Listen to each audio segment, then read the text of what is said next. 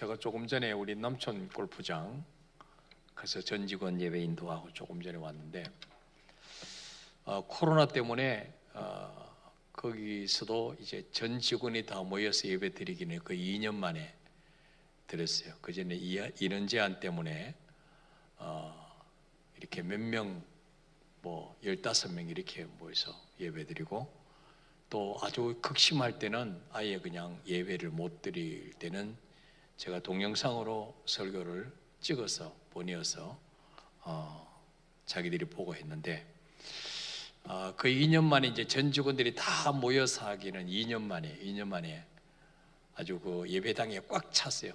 직원들이 하루 종일 일하고 이제 일 다 마치고 모였는데 피곤한데 그래도 다 모여서 열심히 찬양하고 오랜만에 모이니까 모두가 마음이 들떠서 굉장히 좋아하는 모습을 볼 때 그래도 참 코로나 가운데서 2년 동안 그분들은 제대로 예배를 못 드려도 그래도 여전히 사모하는 마음이 있구나 하는 걸 너무 감사했어요. 오늘 본문 말씀은 하나님을 어떻게 체험할 수 있는가 하는 것에 대해서 우리에게 보여주고 있습니다. 하나님은 영이시고 살아계신데 어떻게 우리가 눈으로 보이지도 않는데 하나님을 체험할 수 있을까요? 만날 수 있을까요? 첫째는 우리가 기도할 때 우리 힘으로는 절대로 안 되는 것들이 기도 응답을 통해서 하나님이 살아계시는구나 하는 것을 경험하게 되죠. 또 말씀을 전할 때, 말씀을 들을 때 성령께서 역사하셔서 감동하시고 가슴이 뜨거워지게 하시고 눈물 나게 하시고 이제는 이렇게 살아야지 결단하게 하시고 이런 걸 통해서 하나님의 임재를 경험할 수 있어요. 또 한 가지는 하나님의 말씀대로 순종할 때 그 말씀대로 되어지는 것을 경험할 때 정말 하나님은 살아계시는구나 하는 것을 또 깨닫게 되죠. 자, 오늘 본문에 나오는 이 사르밧 과부, 이 흉년 가운데서 어떻게 하나님을 만나고 경험했는가 하는 것이 성경에 나오고 있습니다.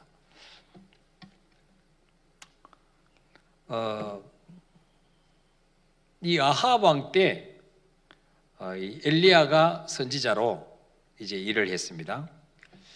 아합 왕 때 이제 부인 이세벨이 그 바알 아세라 신을 섬기는 여자였습니다. 그래서 정략 결혼을 했는데 이 이세벨을 통해서 예수 믿는 선지자들을 다 죽이고 우상 숭배, 바알과 아세라 신상을 만들어서 절하는 그런 일이 벌어졌죠. 그래서 하나님이 3년 6개월 동안 물 한 방울, 이슬 한 방울 내리지 않도록 비도 내리지 않고 그래서 온 나라가 아주 경제적으로 피폐해졌습니다. 그래서 처음에는 하나님이 엘리야에게 17장 3절에 보니까 너는 여기서 떠나 동쪽으로 가서 요단 앞 그리 시냇가에 숨어 있으라. 그리고 그 시냇물을 마시라. 내가 까마귀들에게 명령해서 너에게 먹을 것을 공급해 주겠다. 그래서 아침과 저녁으로 하나님이 까마귀의 입에 이 떡과 고기를 넣어서 배달해 주셨어요. 이제 엘리야에게. 근데 이제 계속 가무니까 얼마 후에는 엘리야가 숨어있던 그리 시냇가도 물이 다 말랐어요. 자, 그때 하나님이 엘리야에게 나타나셔서 9절에 보니까 너는 일어나 시돈에 속한 사르밧으로 가서 거기 머물라. 내가 그곳 과부에게 명령하여 네게 음식을 주게 하였느니라. 하나님 이제 사르밧으로 가라고 말씀. 거기에 한 과부를 내가 준비해 놨는데 그 과부가 3년 6개월 동안 너에게 먹을 걸 줄 거다. 그래서 이제 엘리야는 그 약속을 믿고 이제 사르밧으로 갔습니다. 10절에 그가 일어나 사르밧으로 가서 성문에 이를 때에 한 과부가 그곳에서 나뭇가지를 줍는지라. 이에 불러 이르되 청아가 내 그릇에 물을 조금 가져다가 내가 마시게 하라. 그가 가지러 갈 때 엘리야가 그를 불러 이르되 청하건대 네 손에 떡 한 조각을 내게로 가져오라. 자, 그렇게 말합니다. 오늘 하나님을 체험한 이 사르밧 과부는 이스라엘 사람도 아니에요. 시돈이라고 하는 이방 나라 사람이었습니다.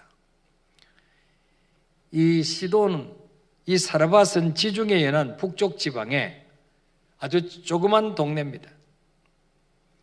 이 가뭄과 흉년이 극심해서 이제는 양식이 다 바닥나고 땔감조차 구하기가 어려웠습니다. 그때 하나님의 사람 엘리야를 만나게 되죠.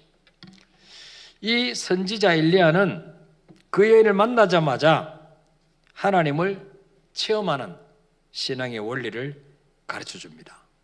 그것이 바로 무엇입니까? 이 여인은 어떻게 하나님을 경험할 수가 있었겠습니까? 첫째로는 이 믿음으로 걷는 길을 두려워하지 말아야 됩니다. 자, 이 사르밧 과부에게 처음에는 물 한 그릇만 가져달라 하고 물 가지러 가는데 또 등 뒤에서 말합니다. 네가 물 가지고 올 때에 네 손에 떡 한 조각만 가져가라. 그때 12절에 이 사르밧 과부의 대답이 무엇입니까? 읽어볼까요? 시작. 그가 이르되 당신의 하나님 여호와께서 살아계심을 두고 맹세하노니 나는 떡이 없고 다만 통에 가루 한 움큼과 병에 기름 조금뿐이라. 내가 나뭇가지 둘을 주워다가 나와 내 아들을 위하여 음식을 만들어 먹고 그 후에는 죽으리라. 아멘. 자, 이 사르밧 과부가 엘리야에게 말합니다. 당신이 믿는 하나님의 살아계심을 두고 내가 맹세하는데 우리 집에는 떡이 없습니다. 당신에게 줄 떡이 없습니다. 선지자님을 대접할 떡이 없습니다. 다만 밀가루 통에 밀가루 한 움큼, 자기와 자기 아들 겨우 한번 구워서, 이 이스라엘의 떡은 지금 우리나라 피자 같은 거예요. 부침개 같은 거예요. 예. 올리브유를 부어서 이제 밀가루를 반죽해서 구워 먹는 거죠. 우리 집에 떡이 없습니다. 그 마지막 남은 한 움큼의 밀가루와 기름병에 올리브유 한번 구워 먹을 기름밖에 없습니다. 이거 만들어서 나와 네 아들이 먹고 죽으려고 합니다. 이 말을 들었을 때 엘리야의 심정이 어땠을까요? 아니, 내가 믿는 하나님이 실수가 없는 하나님인데 그리 시내가에 숨어 있을 때 까마귀를 통해서 아침 저녁으로 떡과 고기를 배달해 주셨는데 이제 그리 시내가에 시내가 마르니까 이제는 사르밧으로 가면 내가 한 과보를 준비해 놨다. 그 과보가 네게 음식을 줄 것이다. 그렇게 말씀해요. 그래서 이 흉년에서도 사르밧 과부는 그래도 좀 돈이 있고 돈 많은 과부인가 보다. 거기 가면 먹을 게 있다 그러니까. 그래서 이제 희망을 가지고 왔는데 이 과부의 말 한마디가 완전히 김을 팍세게 만드는 거예요. 뭐라고 말합니까? 나는 떡이 없습니다. 우리 집에 떡이 없습니다. 아니, 분명히 하나님이 이 여자를 통해서 내게 먹을 걸 주신다 그랬는데 떡이 없다 그러니까 이 하나님이 실수를 하셨나? 그때는 이제 겨우 가루 한 움큼 병에 기름 조금 있는데 이거 마지막 탈탈 털어서 나와 내 아들 먹고 죽으려고 합니다. 자, 이 여인은 남편도 없고 아들은 어려서 뭘 할 수 있는 능력이 없습니다. 자, 이런 상황에서 엘리야는 기적을 체험하는 원리를 가르쳐 줍니다. 그 원리가 무엇입니까? 바로 13절에 읽어볼까요? 시작. 엘리야가 그에게 이르되 두려워하지 말고 가서 내 말대로 하려니와 먼저 그것으로 나를 위하여 작은 떡 한 개를 만들어 내게로 가져오고 그 후에 너와 내 아들을 위하여 만들라. 아멘. 예. 이 엘리야가 말합니다. 그래? 그러면 그걸로 떡 만들어서 먼저 나에게 하나 가져오고 그 다음에 너와 네 아들을 위해서 만들어 먹어라. 예. 자, 이 사르밧 과부가 이 엘리야의 말을 어떻게 받아들였을까요? 이 지금 흉년에 비도 안 오고 밀가루도 다 떨어졌는데 마지막 아들하고 먹고 죽으려고 하는데 그것도 많다고 주의 종이라는 사람이 자기 먹을 거 먼저 가져오라는 거예요. 이게 참 어떻게 보면 굉장히 야속하죠. 어떻게 목사님이 저럴 수가 있는가? 야속하게 느껴질 수도 있어요. 예. 근데 엘리야가 맨 먼저 뭐라고 말합니까? 13절에 보니까 엘리야가 그 이르되 두려워하지 말고, 두려워하지 말고 네 말대로 하려니와 먼저 그것으로 나를 위해서 작은 떡 한 개를 만들어 내게를 가져오고 그 후에 너와 네 아들을 위하여 만들라. 예. 두려워하지 말라 그렇게 말씀합니다. 먼저 격려하죠. 자, 우리가 언제 믿음으로 발을 내디딜 수 있습니까? 두려움을 몰아낼 때. 두려워하면 절대로 믿음으로 발을 내디딜 수가 없어요. 두려움을 몰아낼 때 믿음으로 발을 내디딜 수가 있습니다. 예. 두려워하지 말고 네 말대로 하되 먼저 뭐요? 우선순위만 바꿔라. 우선순위만. 지금까지는 너와 네 자식을 먼저 먹고 나오면 이웃에게 주고 했는데 이제는 뭐요? 먼저 나에게 먼저 가져오고 그 다음에 너와 네 아들을 위해서 먹어라. 우선순위만 바꾸라는 거죠. 하나님 먼저 나. 주인 거 먼저 챙기고 내 거 챙기고 그러면 뭐요? 하나님 책임주신다는 거죠. 예. 자, 그래서 이 여인은 이 말씀에 순종하죠. 순종. 예. 자, 하나님의 능력을 경험하는 두 번째 비결은 뭐예요? 작은 믿음부터 실천하는, 작은 것부터 실천하는 거예요. 엘리야는 이 처음 보는 이 과부에게 처음부터 무슨 큰 걸 내놓으라 그러지 않았어요. 너 먹을 거 다 내게 가져와라. 그렇게 하잖아요. 작은 떡, 조그만 떡 하나 구워서 내게 먼저 가져오고 그 다음에 너와 네 아들이 먹으라. 우리가 하나님을 경험하는 믿음 역시 뭐예요? 작은 일의 순종부터 시작하면 돼요. 작은 것부터. 우리 하나님은 큰 것부터 요구하지 않습니다. 작은 것. 겨자씨 하나 할 만한 믿음이 있으면 산을 옮기라. 이 산을 저를 옮기라 할지라도 옮겨질 것이오. 광야에서 그 장정만 5,000명 먹이고 12공주 남는 기적을 경험할 때도, 체험할 때도 뭐예요? 무슨 큰 재료로 사용하신 게 아니고 어린아이가 먹을 도시락 한 개, 이걸 주님 손에 들였을 때 엄청난 기적의 재료가 됐다는 거죠. 예. 그래서 우리가 하나님을 체험하려면은 무슨 하나님이 뭐 우리 큰 것 요구하지 아니하시고, 예? 작은 것부터 내가 순종할 수 있는 것부터 하는 거예요. 예.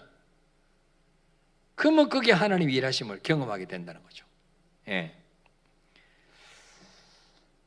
자, 세 번째로 이 사르밧 과부가 하나님의 살아계심을 체험하는 세 번째 방법이 뭐냐? 하나님의 말씀을 그대로 순종했다는 거죠. 예. 자, 14절 읽어볼까요? 시작. 이스라엘의 하나님 여호와의 말씀이 나 여호와가 비를 지면에 내리날까지 그 통에 가루가 떨어지지 아니하고 그 병에 기름이 없어지지 아니하리라 하셨느니라. 아멘. 자, 엘리야가 주의 종이 어떻게 이렇게 지금 마지막 남은 한 움큼 가지고 먹고 죽으러 가는데 고아와 과부를 불쌍히 여겨주라 그랬는데 보태주지는 못할 망정 그것을 어떻게 자기가 먼저 먹겠다고 가져라 할 수 있습니까? 어떻게 보면 피도 눈물도 없는 그런 무지막지한 사람인 것처럼 보이지만 이렇게 명령한 이유가 있어요. 이유가 바로 뭐예요? 14절에 하나님의 약속이 있기 때문에. 하나님의 약속. 그 엘리야가 그 여인의 것을 뺏어 먹으려고 한 게 아니고 거기에 순종하면 하나님이 흉년 끝날 때까지 지민의 하나님 비를 내리시는 그날까지 통의 가루가 떨어지지 아니하고 병의 기름이 없어지지 아니하리라. 이 하나님의 약속이 있기 때문에 뺏어가려고 내 거 먹을 거 먼저 가져오라는 게 아니고 뭐요? 3년 6개월 동안 흉년 끝날 때까지 그 가정을 책임져 주려고 먼저 가져오라는 거죠. 예. 우리 하나님도 마찬가지예요. 만물의 주인이신 그분이 독생자 외아들 거 주시는 하나님이 뭐가 부족해서 우리에게 바치라 그러고 심으라 그러고 그러겠어요. 결국 뭐 우리의 믿음을 보시고 더 많이 주시려고 더 많이 주시려고 흉년 끝날 때까지 가루통에 가루가 떨어지지 아니하고 기름병에 기름이 없어지지 아니하도록 이런 축복을 주시려고 이런 명령을 하시는 거예요. 예. 이걸 우리가 잘 이해를 해야 돼요. 저도 이런 영적인 비밀을 모를 때는 이 성경 읽다가 하나님이 때로는 너무 그냥 독재하시는 것 같고 분명히 인간에게 자유의지를 주셨다 그러놓고는 너무 그냥 하나님이라고 그냥 막 이렇게 욱박 지르는 것처럼 이 말씀대로 살면 나는 도대체 뭐 먹고 살란 말이냐, 내 인생은 뭐냐, 이해가 안 됐어요. 근데 바로 신명기 10장 13절에 너의 행복을 위해서 명령하는 나의 모든 명령과 규례를 지킬 것이 아니냐. 하나님 모든 명령은요 우리 행복을 위해서 주신 말씀이다. 이게 깨달아지면서 뭐요? 모든 말씀은 부담으로 느껴지는 게 아니고 축복으로 느껴지게 된 거죠. 예. 여러분도 마찬가지예요. 예. 어떤 부모가 자식 거를 뭐 뺏어가려고 요구하겠어요? 자식 잘 되게 하려고. 예. 하나님도 마찬가지예요. 독생자 외아들 목숨까지 주시는 하나님이 뭐가 부족해서 우리에게 요구를 하겠습니까? 예.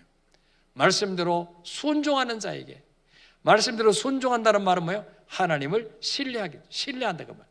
예. 하나님을 신뢰하는 자에게 복을 주시려고 요구하시는 거예요.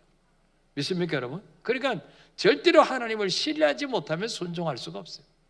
예. 하나님 말씀에 순종한다는 말은 뭐예요? 이제는 인생의 주인을 바꾸었습니다. 하나님으로 내 인생의 주인을 바꾸었습니다. 그 고백이에요. 예.